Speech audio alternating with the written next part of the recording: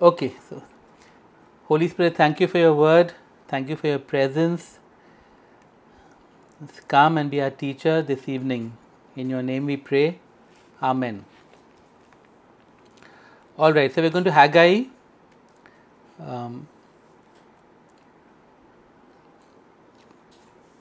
When I did Habakkuk last week, I said that there are only three of these prophets who were called, the minor prophets who were called prophet. There was Habakkuk, there was Haggai, and there was Zechariah. Okay, so a little backstory we have to do, and for that you'll have to go to Ezra. Now you will say, where is Ezra? Go to Psalms, before Psalms Nehemiah, before that Ezra. Okay. Ezra chapter 1. Okay. So in terms of history, at the end of 2 Chronicles, you have the destruction of Jerusalem, the destruction of the temple, and the exiles, people taken into exile. This is the second defeat of Jerusalem. One wave of exiles has gone earlier, a second wave goes, and the year is 586 BC. And Jerusalem is left, and Judah is left just destroyed. The land is left fallow. And the 70 years of exile has begun actually with the first wave of exiles. Okay. And then in 536 BC, which is exactly 70 years after the first exile, in Ezra chapter 1, I am going to read, in the first year of Cyrus, king of Persia, in order to fulfill the word of the Lord spoken by Jeremiah, the Lord moved the heart of Cyrus, king of Persia, to make a proclamation throughout his realm and to put it in writing. And we know what that proclamation was. It was that anybody who wants to can go back to their homelands. Okay. The Babylonian Empire, their method of occupation had been taking people from their homelands and settling them in the Babylonian Empire. So, for example, people like Daniel were taken and they were put into positions of authority and whatever they could do in Babylon or in the empire. So Cyrus comes and says, you all guys can go back home if you want to, and so a whole bunch of people go back. Okay. And in Ezra chapter 3 verse 1, or the whole of chapter 3, when they come to Jerusalem, they build the altar and they start offering sacrifices. Okay, the temple is completely in ruins. So the first thing they do is rebuild the altar. They begin to offer sacrifices and they lay the foundation of the temple. Okay, to start building the temple. And then if you look at Ezra chapter 4, verse 4, then the peoples around them set out to discourage the people of Judah and make them afraid to go on building. They hired counselors to work against them and frustrate their plans during the entire reign of Cyrus, king of Persia, and down to the reign of Darius, king of Persia. Okay. So the rebuilding is stopped due to opposition, and we look at verse 24. Thus the work on the house of God in Jerusalem came to a standstill until the second year of the reign of Darius, king of Persia. So for 14 years the rebuilding stopped. Okay, so they built the altar, they started offering sacrifices, they started laying the foundation, and then they stopped the work, and it's because of opposition, and it stopped for 14 years. And then look at Ezra chapter 5, which is the first that we hear of this prophet Haggai. Now Haggai the prophet and Zechariah the prophet, a descendant of Iddo, prophesied to the Jews in Judah and Jerusalem in the name of the God of Israel who was over them. Then Zerubbabel son of Shealtiel and Jeshua son of Jozadak set to work to rebuild the house of God in Jerusalem, and the prophets of God were with them, helping them.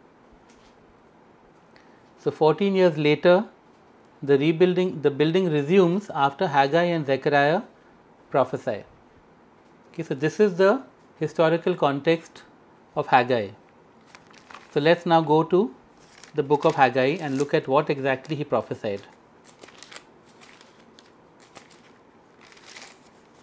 Can I ask a question? Yeah. So therefore, what we're studying is the prophecy that led to this rebuilding. And more than that also. Yeah, but mainly that. Okay, so Haggai chapter 1. So there are four prophecies that Haggai gives in this book. Okay, it's just 2 chapters. He prophesies 4 times, and some of the 4 times he may prophesy twice, but it's part of the same prophetic word. Okay, and many times, I think more than 20 times, this phrase comes: the word of the Lord came. The word of the Lord came. Okay, so we'll start with the first word, that is Haggai chapter 1 verses 1 to 15. So now you know the context. The people had stopped building for the last 14 years. And it is so interesting because it says here in verse 1, in the second year of King Darius, on the first day of the 6th month, the word of the Lord came through the prophet Haggai to Zerubbabel, son of Shealtiel, governor of Judah, and to Joshua, son of Jehozadak, the high priest. Now, at the same time, so when they started building, by the way, again there was opposition, and this time Darius sent a letter saying, let them continue building, don't stop them. Okay, so God had laid something on another king's heart, and he laid it on the prophets, and it all came together, and the building could continue. Okay, so verse 1, chapter 1, verse 1. God sends Haggai to who? To the leaders in Jerusalem. He sends him to the political leader and the spiritual leader, and he sends his word to them. Okay, who is the political leader? Zerubbabel. He is the governor. Now it's interesting, we don't know whether the Persian king appointed him or the people appointed him. Okay, but either way it is so interesting. He is of the line of David,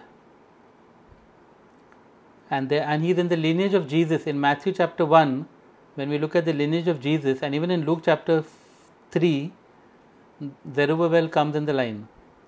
Okay, but he is no longer sitting on a throne, because once the exile happened, there was no longer a king of Judah.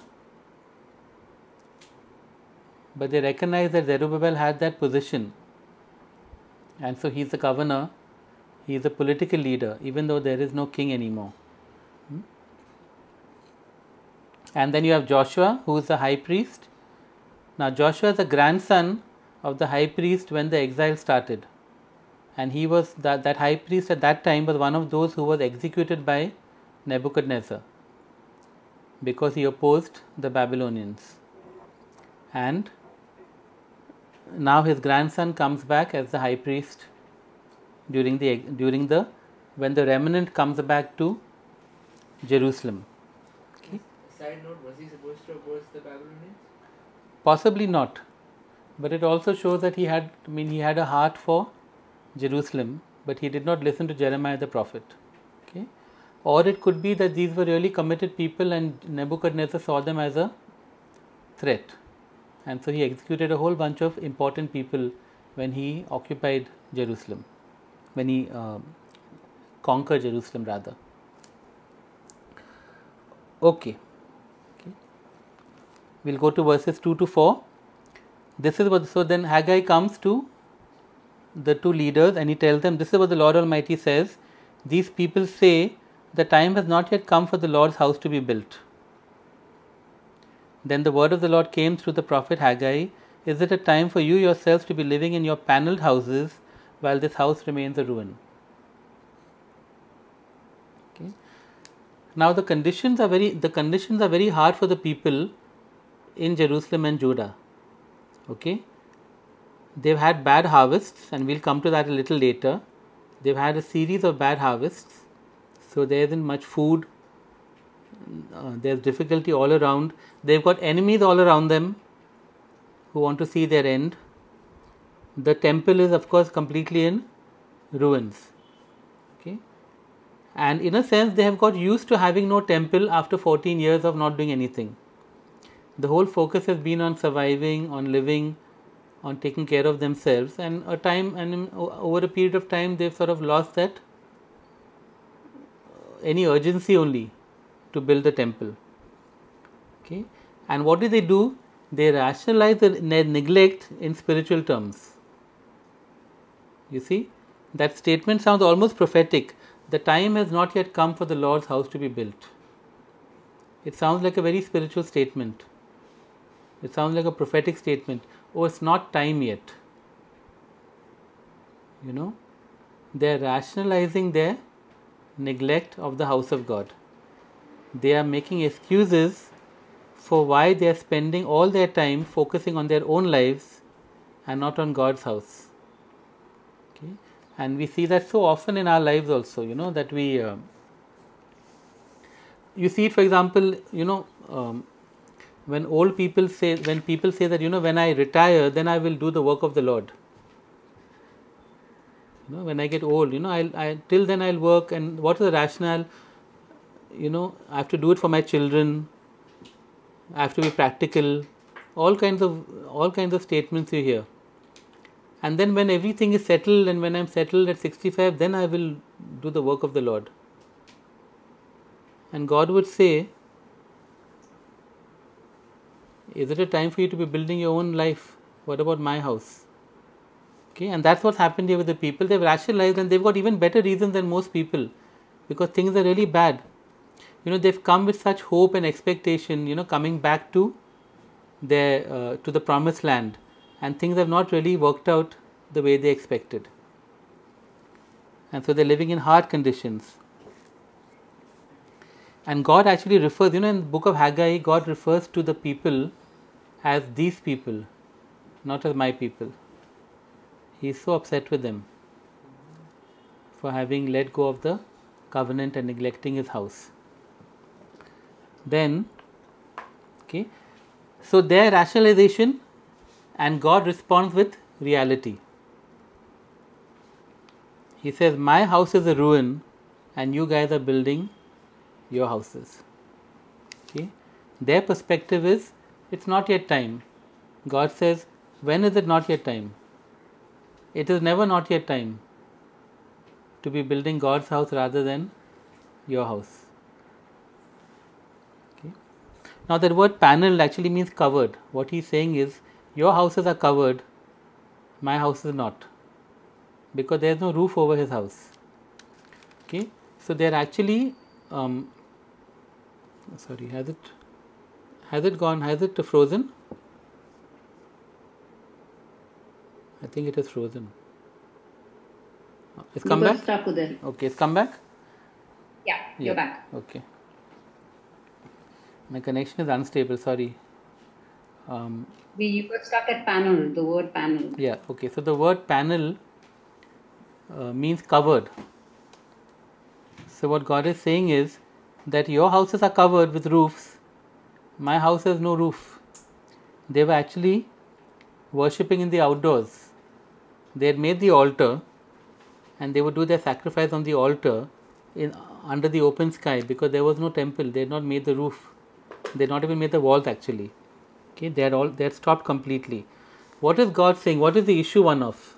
Anybody? What is the issue? Priority, no? Say loudly then. Priority. Yeah, nobody heard it. Okay, the issue is one of priority. Okay, what are you going to give priority to? Building God's house or building your own house? Okay. And of course the same is true for us today. We look at that little later. Okay. So then the prophecy continues in verse 5. Now this is what the Lord Almighty says, give careful thought to your ways. And 5 times this phrase appears in the book of Haggai, and it's such a tiny book. Give careful thought to your ways, and the actual meaning of that word is concentrate your heart upon this. Okay, consider carefully something, and he says it for different things. Here he says give careful thought to your ways. What were their ways? They were building their own house and neglecting God's house. And he says, you have planted much but have harvested little. You eat but never have enough. You drink but never have your fill. You put on clothes but are not warm. You earn wages only to put them in a purse with holes in it. This is what the Lord Almighty says, give careful thought to your ways. Go up into the mountains and bring down timber and build a house, so that I may take pleasure in it and be honored. says the Lord. You expected much, but see, it turned out to be little. What you brought home, I blew away. Why, declares the Lord Almighty? Because of my house which remains a ruin, while each of you is busy with his own house. Therefore, because of you, the heavens have withheld their dew, and the earth its crops. I call for a drought on the fields and the mountains, on the grain, the new wine, the oil, and whatever the ground produces, on men and cattle, and on the labor of your hands. As I said, there was a bad harvest, a series of bad harvests. God is saying, I did it. So what is God saying here? God is saying, consider, look carefully at these past few years. You have sought earthly comfort, but it has not satisfied. In fact, it has eluded you. The things that you were working for, the things that you were spending all your time on, and your energy on, and your resources on, you didn't actually get it, and you still didn't consider, okay, why is this happening? You just kept on doing the same thing. You kept on focusing on your own lives, you focused on building your own houses, and yet you were not getting fruit. That whole description is that nothing was happening. There was nothing lasting happening. And God says, I actually did that. God was actively doing that to the people. But it was not an act of judgment, it was an act of mercy to bring his people back to him. And they were not getting it into the thick skull, so he had to send Haggai the prophet to tell them that. Because all the circumstances, all the lack of fruitfulness, the lack of harvest, they were not getting what he was trying to tell them. That none of this is working because my house is in ruins. And ultimately he sends Haggai the prophet to tell them that. I have a question. In the Old Testament, when the people are close to God, one of the main fruit is that they have earthly comfort and earthly providence and that kind of stuff. So that happens. But in the New Testament, you see that the closer you get to God, the quote unquote worse your life gets in terms of comfort. So what is the scene there? What is the scene there? Yeah. Rael, we're in Haggai chapter 1.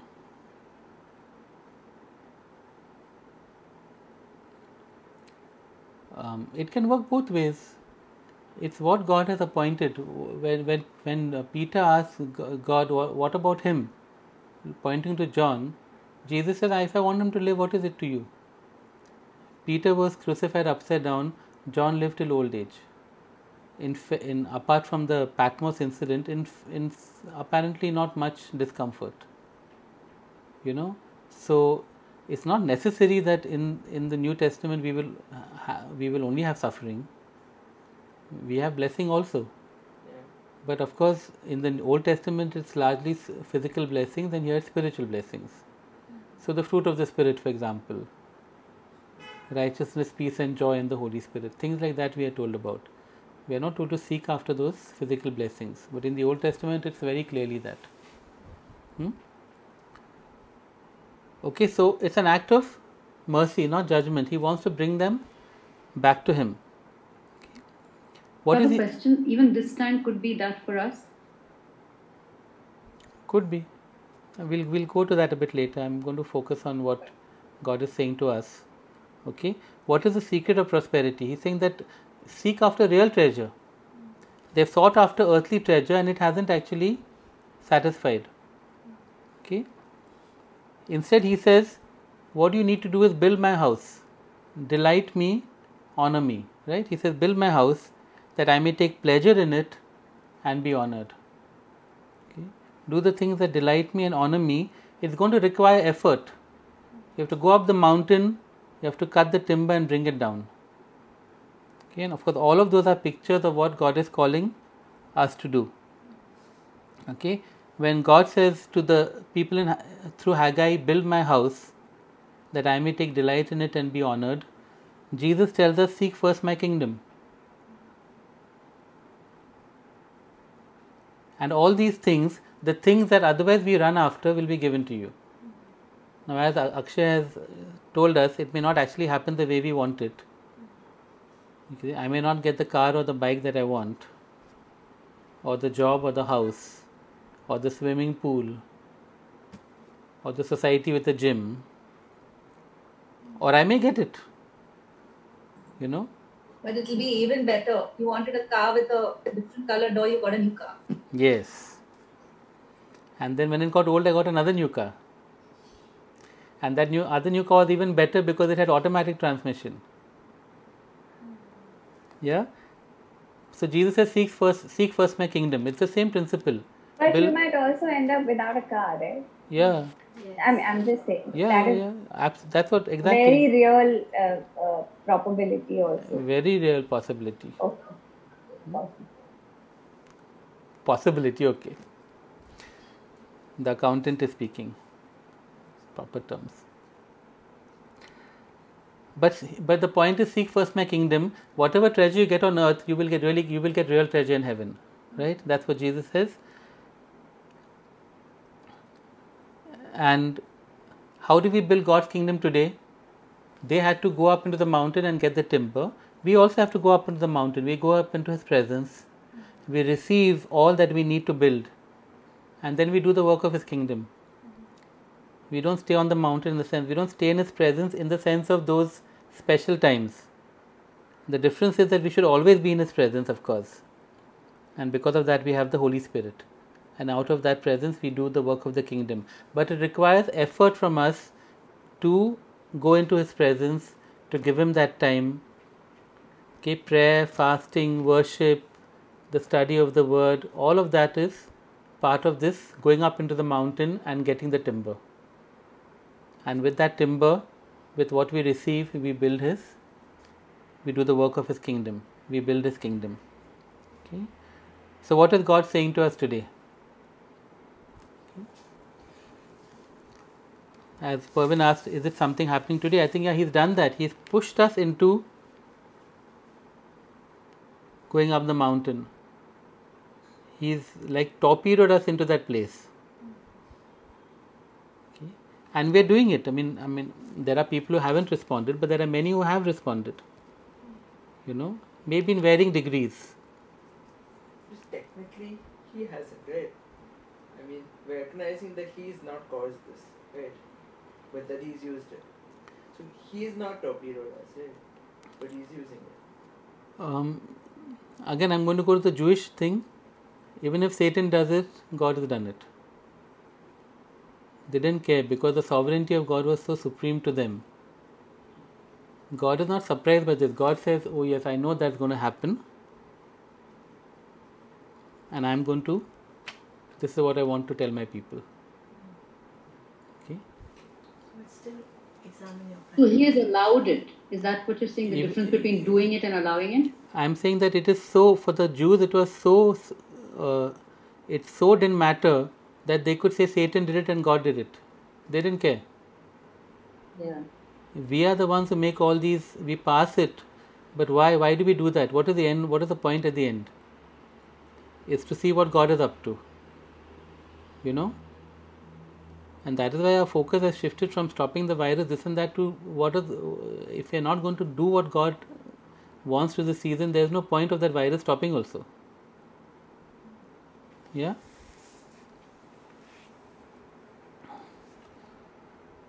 So I think God would be saying to us, whatever, I have done it, allowed it, this and that, doesn't matter. The point is, He's pushed us from building our own lives to seeking His kingdom. And we're receiving timber, and we're receiving the things to build His kingdom. And today, actually, as we were praying for the Spirit, I got such a strong sense, almost a sense of God's grief at so many who will, after this time, still go back to those old lives. And it's almost a warning, don't go back to those old lives. Don't go back to building your house and neglecting my house. Or don't go back to just living your lives and neglecting my kingdom. And it will be so easy for that to happen. It will be so easy for that to happen. And I think God is already grieving because He can see with those whom it will happen. In our fellowship as well, in all over the world, it will happen. People will go back to those lives, they will go back to building their houses and neglect God's kingdom. Can I share something? Hmm? I don't know, yesterday or day before, I don't know when, at prayer time, I was just feeling that why is this going on? Because he was saying, oh, it's still getting extended. And I just felt this thing about this act of mercy, that actually it's God's act of mercy to kind of extend it, to kind of almost see the new way of life so that we don't go back, to change something so fundamentally in us that, and that has not happened. And so he's extending the lockdown in a sense to do that. That's what I don't know, I just had that feeling that he's doing it as an act of mercy and for us, so that we don't go back. Okay. I have a question. You said that he's giving us timber, which is the tools to build the kingdom. What would that look like for us? The tools to build the kingdom. The Holy Spirit, faith, wisdom, the Word, the ways to pray, opportunities to go out. He's telling us to go. So many things, that everything that we do for the Lord can only come out of His presence. No, how do we build His kingdom? We share His word. We pray for people. Healing happens. Deliverance happens. Whatever, anything that you do can only come out of His presence. Those are the things that we receive in His presence. That thing of like we are carriers of His presence, and everywhere we go, whether it's a business meeting or we go into a slum, whatever we do, wherever we go, we would just emanate that fragrance, right? Yeah. I was just thinking also about this thing you were saying, no, that God already knows what's going to happen post all of these things. And, when Moses, before he went into he obviously didn't go, but the way God told him that, boss, now your time is up. These guys are going to go into the promised land, but they are going to totally fall by the wayside. They're going to worship other gods, break my covenant, everything. Like, it's so crazy that God, He knows already beforehand what His people are going to do and how they are going to forsake Him, even when He has given them what He has promised. It's just so crazy. Why is it crazy? Because it's like you want to have a happy ending, like even for God, like He also should get a happy ending, na? Bichara, He's like getting happy ending, then it's like He already knows that these guys are going to like do a number again. But there is a happy ending at the end of it all. The very happy ending is there. Okay. The good news is that the people of in Israel, actually of Jerusalem and Judah, respond. Then Zerubbabel and Joshua and the whole remnant of the people obeyed the voice of the Lord their God and the message of the prophet Haggai, because the Lord their God had sent him, and the people feared the Lord. Okay, so the people respond from the leadership downward. Everybody responds. It's such a nice picture, and it says they obey and they fear the Lord, but really that from the fear of the Lord came the obedience. And this fear is not the fear of being afraid, but they revered God's word and obeyed.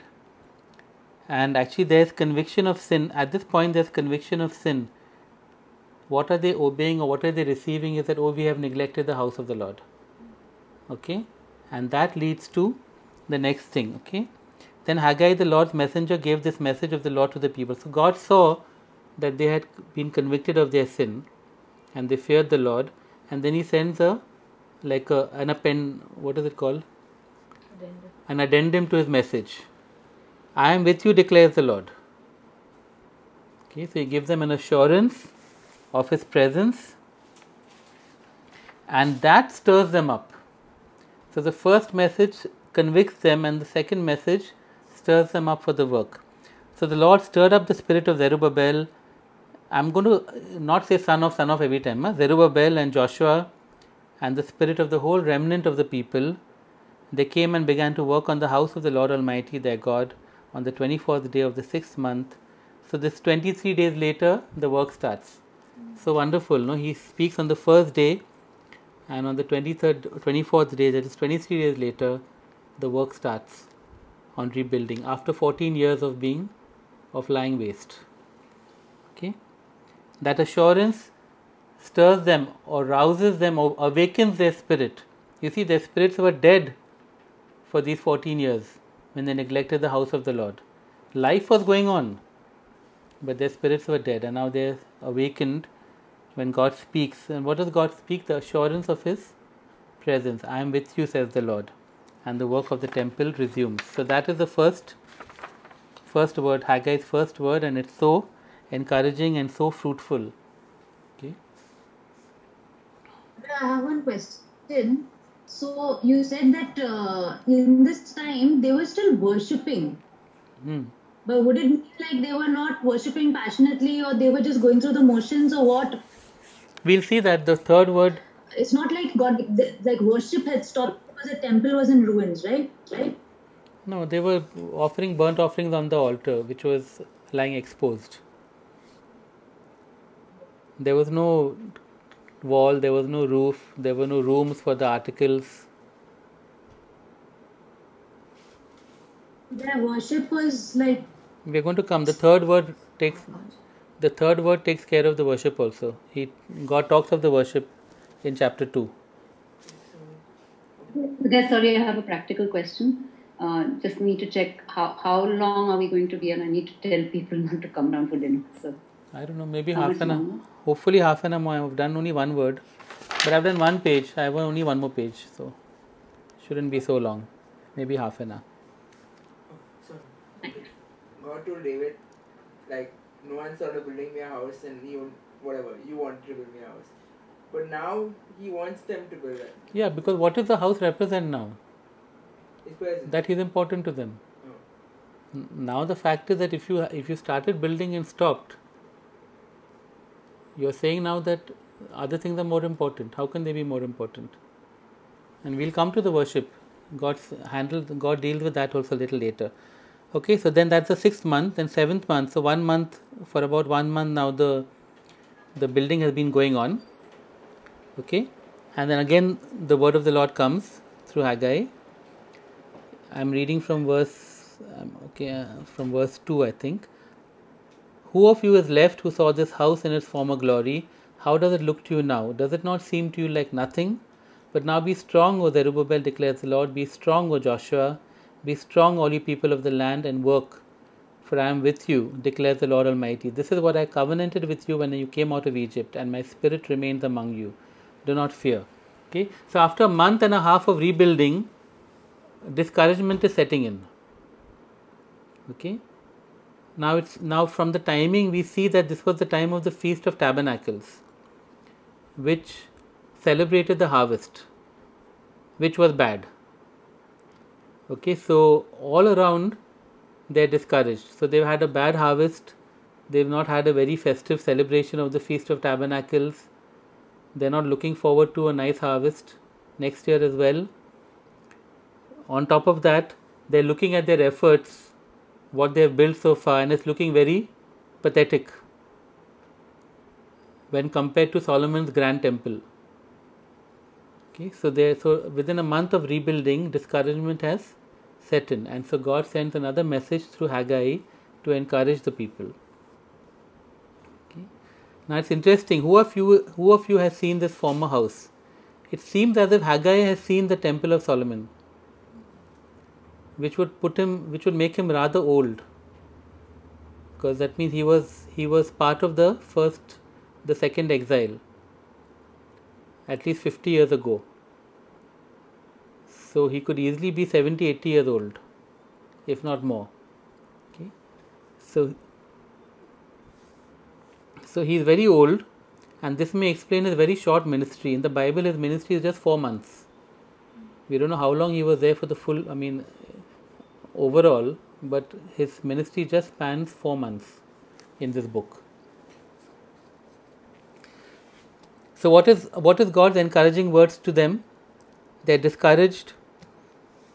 They've set out to do the work. God stirred their hearts. They started the work. 1 month later, they're again very discouraged. A bit like us, no? We started praying some pretty powerful prayers, and then nothing seemed to be happening, and we got a little discouraged.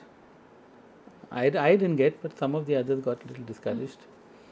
Okay, we said we will rebuke and we will restrain and we will, what are the 4 R's? Resist, release, Really. and 2 D's were there. Declare and decree.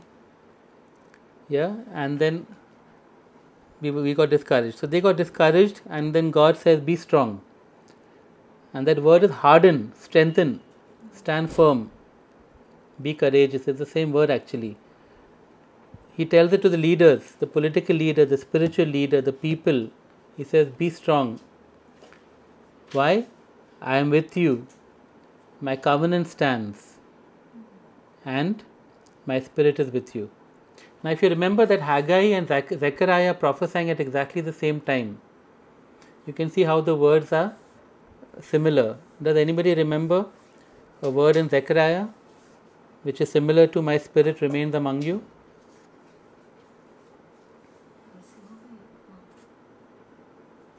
Anyone on Zoom can think of a word in Zechariah? No? Not by power, but by might. So by spirit. Yeah. I was wondering how was I not answering?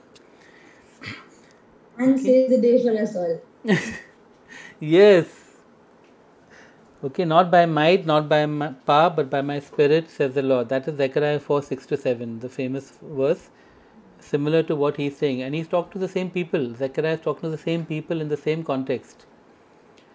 And interestingly, Zechariah says it 4 months later. This is the 7th month, and in the 11th month, you see, they needed to keep on being encouraged, because it was not a very, it was a discouraging time.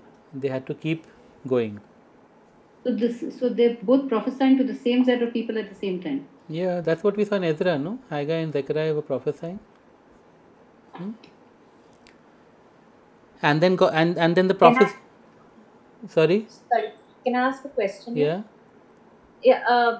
Like if you're saying that the people needed this encouragement because of all that was happening, Haggai didn't need encouragement. What was he doing so called right that he seemed to be? Like, was he? Because I don't know. Was he praying a lot? Was he talking to God a lot? Like what was happening with him? That he doesn't seem to be getting discouraged with all that's happening around him.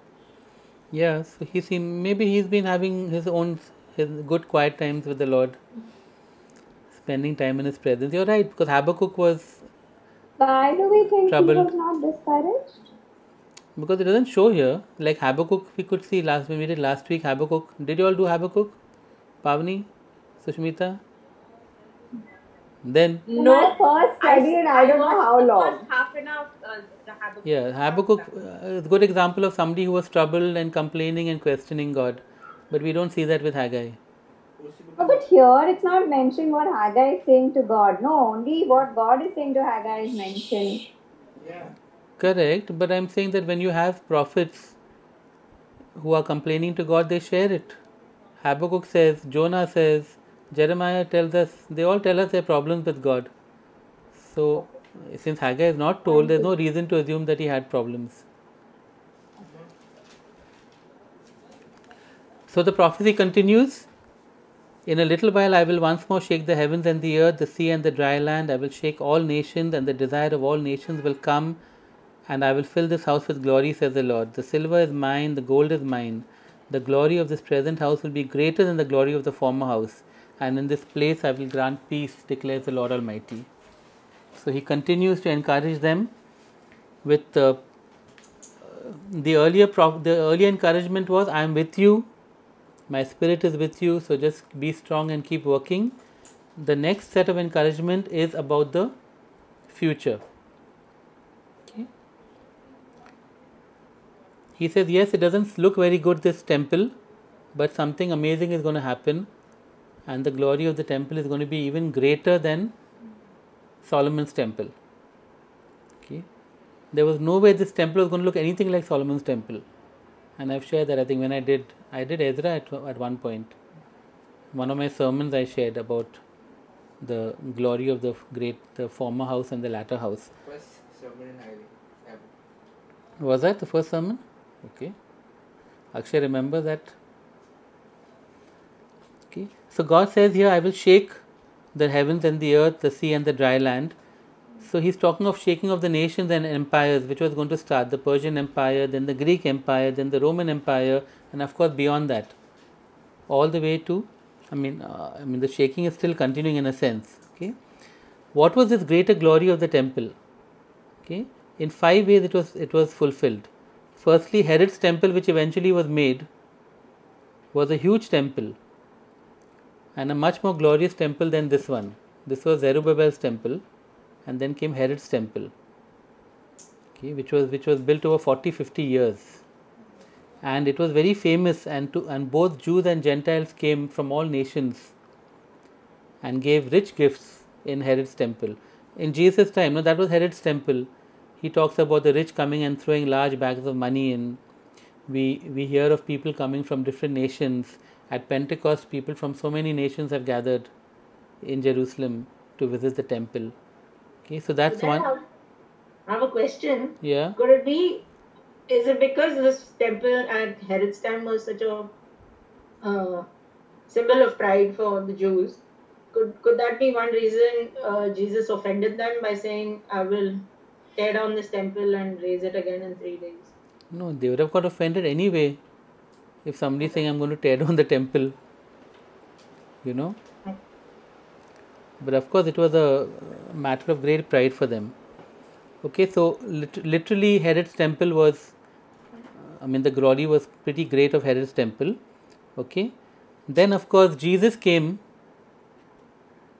and Jesus was God's literal glory in the temple.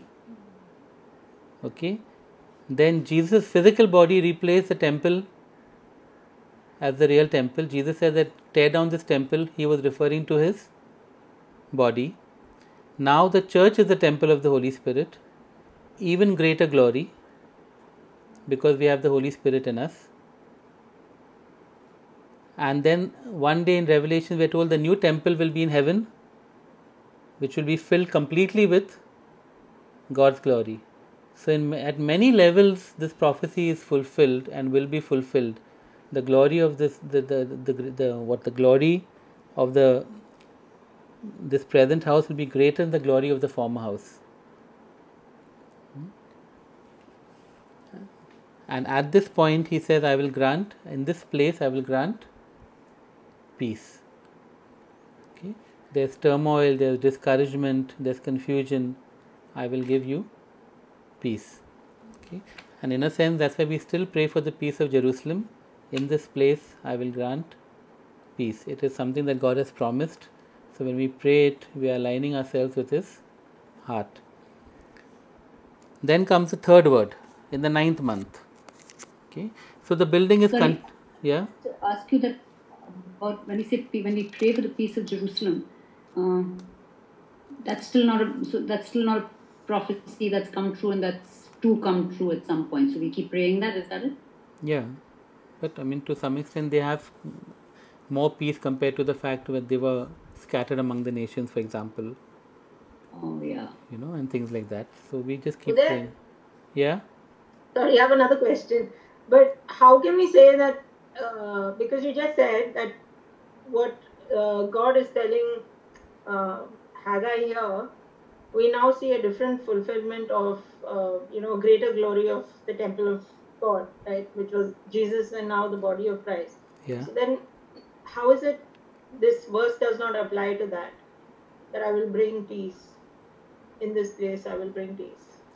He's just referring to his temple, right? And in this place, that place is Jerusalem. They're in Jerusalem, no? Okay. But I'm saying that just as with the glory, we've seen degrees of it and it getting fulfilled in different ways. The same will be with peace, no? Okay. And there will of course be a time of perfect peace. There'll be the 1,000-year reign. All kinds of things will be there. And of course, in the New Jerusalem, there'll be complete peace. Yeah. Okay. But that is the nature of Old Testament prophecy. It has layers. It gets fulfilled in the immediate, as well as a good example is the virgin will be with child and give birth to a son. It was fulfilled in Isaiah's time, and it was a prophecy for Jesus' time. So chapter 2. So then the third word. This was the 7th month. Now the 9th month. On the 24th day of the 9th month is when the foundation of the temple was finished. Okay, so they've been building for what? For 6, 7, 8, 9. They've been building for 3 months, and now the foundation of the temple has been established. Okay, and another word comes from the Lord. This is what the Lord Almighty says: ask the priest what the law says. If a person carries consecrated meat in the fold of his garment, and that fold touches some bread or stew, some wine, oil, or other food, does it become consecrated? The priest answered, no. Then Haggai said, if a person defiled by contact with a dead body touches one of these things, does it become defiled? Yes, the priest replied, it becomes defiled. So they're very clear on the law. Okay, that holiness could not be transmitted, but defilement could be transmitted. Okay, and that was the law. Then Haggai said, so it is with this people and this nation in my sight. Whatever they do and whatever they offer there is defiled.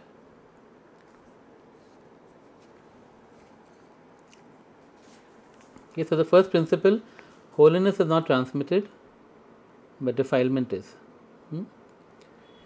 So what the point now, because Renal asked about worship, no? What God is saying is this: the sacrifices on the altar which you offered, they were holy, they did not make you holy. However, your neglect of God's house has defiled your sacrifices. That's what God is saying.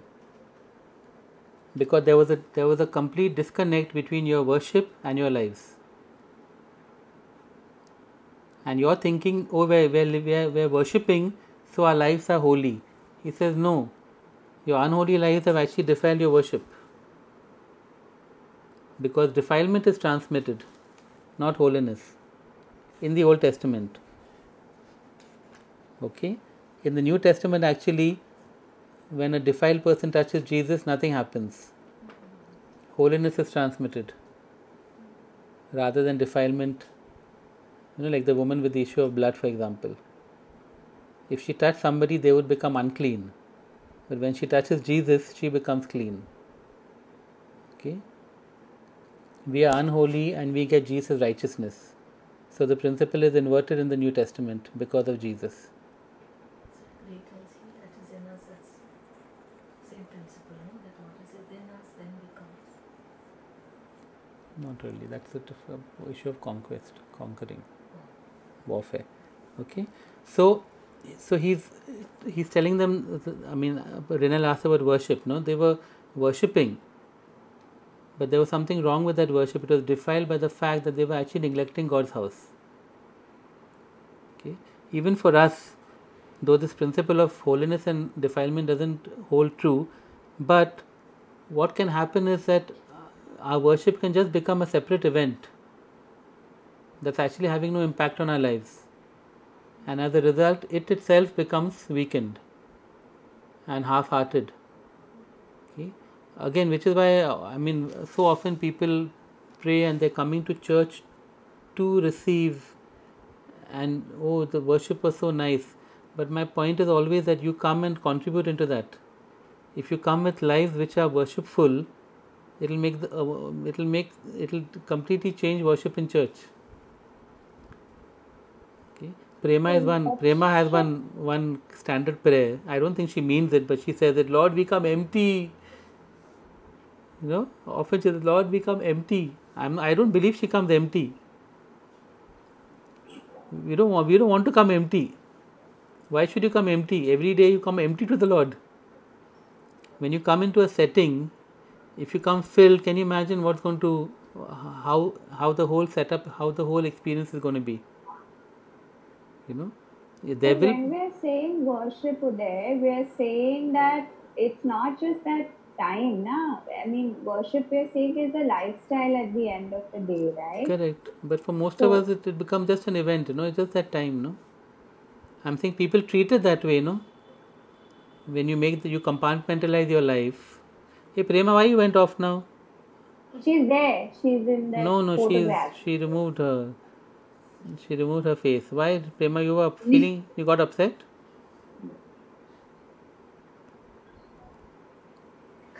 Oh, spaceman. Now Ryan is going to check up on her. No, she No, sent no. on Okay, chat. okay, no, fine. She's No. Chat, she said, no, don't worry. See, but Prema is right also because you come empty, because you come as an open space for God's agenda.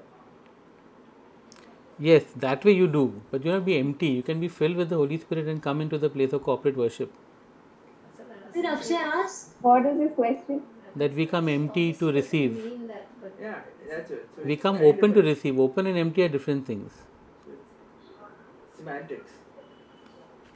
That's so Dada, like most people like feel like they go on Sunday to church and then they receive something and then they like it's expended during the week through work and whatever and tiredness and problems of life and all. So the approach to coming on a Sunday is like, oh my gosh, like I need your fresh touch, fresh and filling, that kind of thing.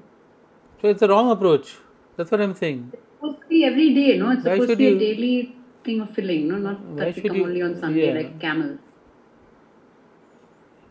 Like petrol pump, you're coming. Huh? And we're feeling very good. Yeah, fill it to the full. Yes, Lord, fill me full.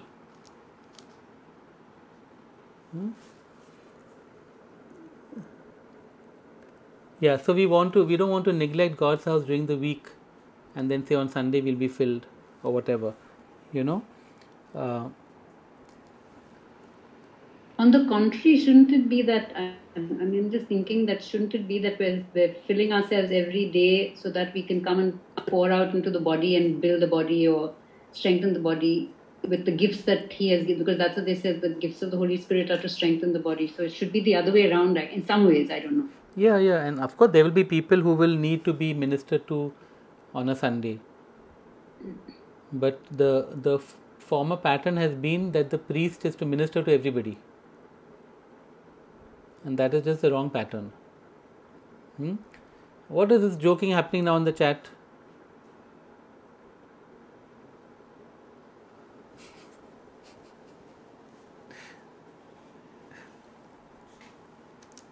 Okay, so worship to be wholehearted, not half-hearted.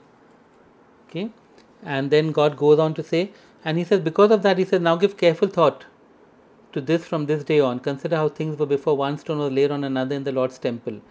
So only the foundation has been laid yet. The stones have not been laid yet for the wall or anything. When anyone came to a heap of 20 measures, there were only 10. When anyone went to a wine vat to draw 50 measures, there were only 20. I struck all the work of your hands with blight, mildew, and hail, yet you did not turn to me, declares the Lord. From this day on, from this 24th day of the 9th month, give careful thought to the day when the foundation of the Lord's temple was laid. Give careful thought. So 3 times He says, give careful thought. Is there yet any seed left in the barn? Until now the vine and the fig tree, the pomegranate and the olive tree have not borne fruit. From this day on, I will bless you. Okay. So He says, give careful thought. There was a problem with your worship. You thought you were worshipping nicely with your burnt offerings, but there was a problem with it, and therefore your lifestyles had defiled your worship. Things were bad, yet you didn't turn to me. However, the fact that they've been building for the past 3 months tells God that they have turned, that there's been a turning point in their lives. Okay?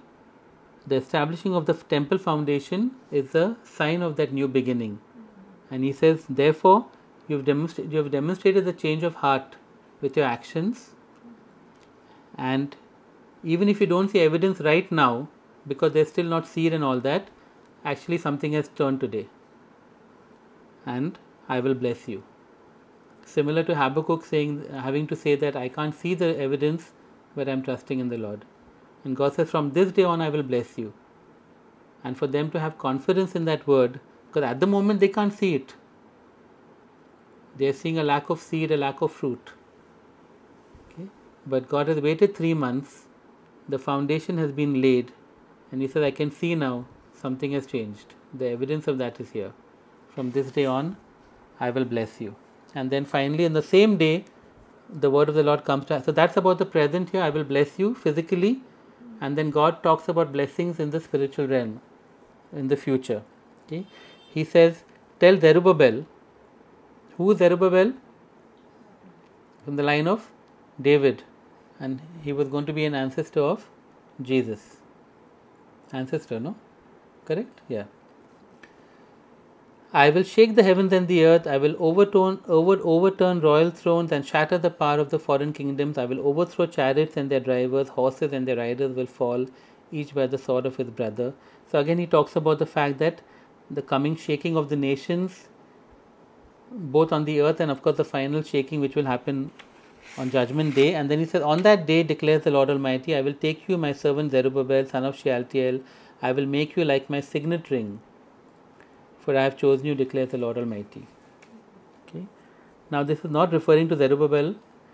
The Zerubbabel as a type of Christ. Okay. Out of your house, out of Zerubbabel's house would come the one to whom would be given the signet ring. The signet ring is the sign of authority. And of course absolute authority was given to. So when you gave a signet ring, you gave absolute authority of the giver to that person. So if a king It's like power of attorney, no? Yes, but power of attorney has all kinds of specifics. Clause. It can be taken back. Has clauses. The signet ring. So when if somebody gave you the signet ring, the king's ring, you could go anywhere and it was as good as the king doing it. It was as if the king was saying it. Yeah. And of course, Jesus says in Matthew 28:18, all authority in heaven and earth has been given to me. Of course, by his Father. And then we get it. That's his picture. Yes, we get it. And what do we do with it? And so we get it like the same way, signet ring. Yeah. We are his body, no? Wow, this is linked to what you were teaching on Sunday. Yeah. Yeah, I didn't plan it that way, but it's here. Okay. Wow. So Zerubbabel is not just from his house will Christ come, who would have the signet ring and all authority, but he's himself a type of Christ because he led the people out of bondage. He led them to Jerusalem. Okay. Also, he built the temple. This was Zerubbabel's temple. Okay. That's what Jesus has done. He's led us out of bondage through the cross, and he's built a new temple. This temple of the Holy Spirit. His church, and in fact we individually are also temples. Okay. This book starts with the people so discouraged they have neglected the house of God for 14 years, and it ends with such a glorious picture, okay, of the Messiah himself. I guess God is saying no matter what's happening, your discouragement, whatever, the end is always glorious. I think the other day we heard Chris Vallotton saying this whole thing about in all things God works for good. If it's not good, it's not the end. If it's the end, it is good. It is glorious. Okay. I want to go back to because that the phrase, which phrase repeats itself again and again apart from the word of the Lord came to me? Careful. Yeah, give careful thought to your ways, or concentrate your heart upon this. Let's give careful thought to three things. One is our priority, is God first. Second, our lives, are they fruitful? Sometimes the unfruitfulness is telling us that something is wrong, and God wants to draw us back to Him first. Okay, this season really we've been pushed into putting God first. Will we keep it that way? And thirdly, give careful thought to your worship. Is it wholehearted? Or is it rather, instead of, compartmentalized, which often happens? Okay. I want to leave you with those three thoughts. Give careful thought to your priorities, our lives, our worship. And even as if they're not, when we look at these, it's not about condemning ourselves, but it's more about just coming back to Him. Go into the mountain and get Look timber. at all of this and say, oh, I'm so bad. Whip. He says, go into the mountain and get timber. Yeah. And the mountain is never deforested.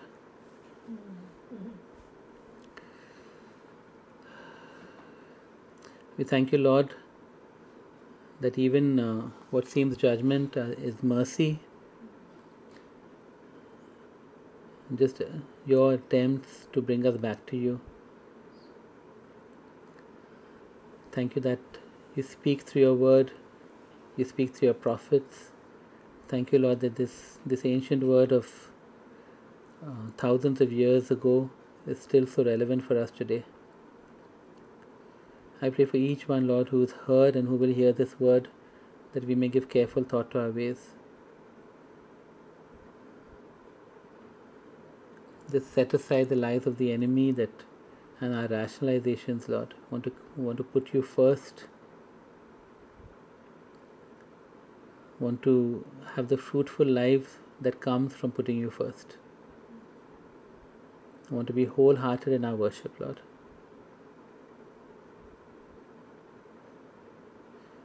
We thank you for your covenant promises.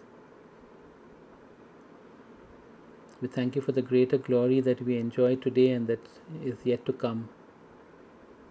We thank you, Lord, that even in this season, there are amazing things that lie ahead. Just pray, Lord, that you will keep us steadfast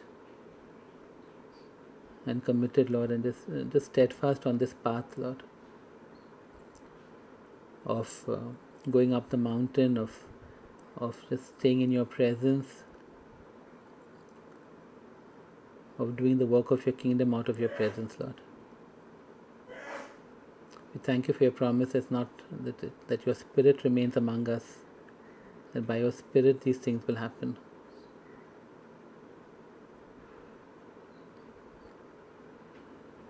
We pray this in Jesus' name. Amen.